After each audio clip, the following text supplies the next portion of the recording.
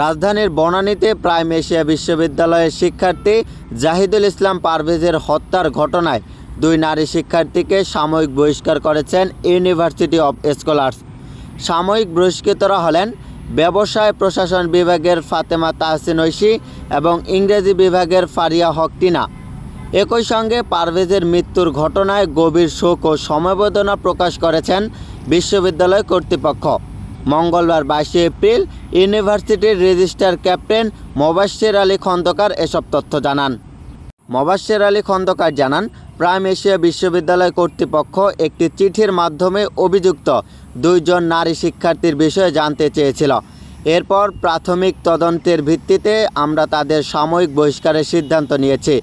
University of স্কলার্সের কর্তৃপক্ষ জানিয়েছে, পারভেজ হত্যায় গঠিত তদন্ত কমিটি প্রাথমিক পর্যায়ে দুইজন শিক্ষার্থীর সম্পৃক্ততার ইঙ্গিত পেয়েছে, সেজন্য তাদের সাময়িক বহিষ্কার করেছেন।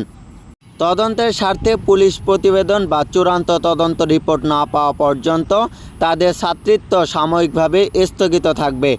তদন্তে অভিযোগ প্রমাণিত হলে অভিযুক্ত শিক্ষার্থীদের ছাত্রীত্ব স্থায়ীভাবে বাতিলসহ প্রয়োজনীয় কঠোর পদক্ষেপ নেওয়া হবে। প্রসঙ্গত, শনিবার 19 এপ্রিল বিকেল 4:30টায় ইউনিভার্সিটি অব স্কলার্সের দুই ছাত্রীকে উত্ত্যক্ত করার অভিযোগে জাহিদুল ইসলাম পারভেজের সঙ্গে তর্ক বিতর্ক হয় তার ওই বিশ্ববিদ্যালয়ের 3 শিক্ষার্থীর।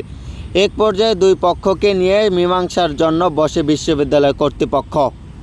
তবে ক্যাম্পাস থেকে বের হওয়ার পর টেক্সটাইল ইঞ্জিনিয়ারিং 223 ব্যাচের শিক্ষার্থী জাহিদুল ইসলামকে একদল যুবক ছুরিকাঘাত করে।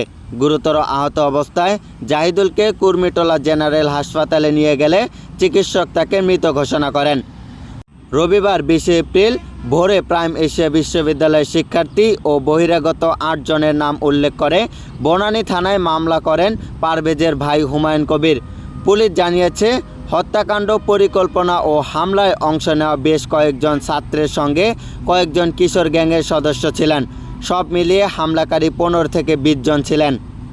তাদের মধ্যে এখন পর্যন্ত 11 জনের নাম জানা গেছে। এর মধ্যে রাজধানীর ভিন্ন ভিন্ন স্থান থেকে সোমবার 21 এপ্রিল ভোরে 3 জনকে গ্রেফতার করা হয়েছে।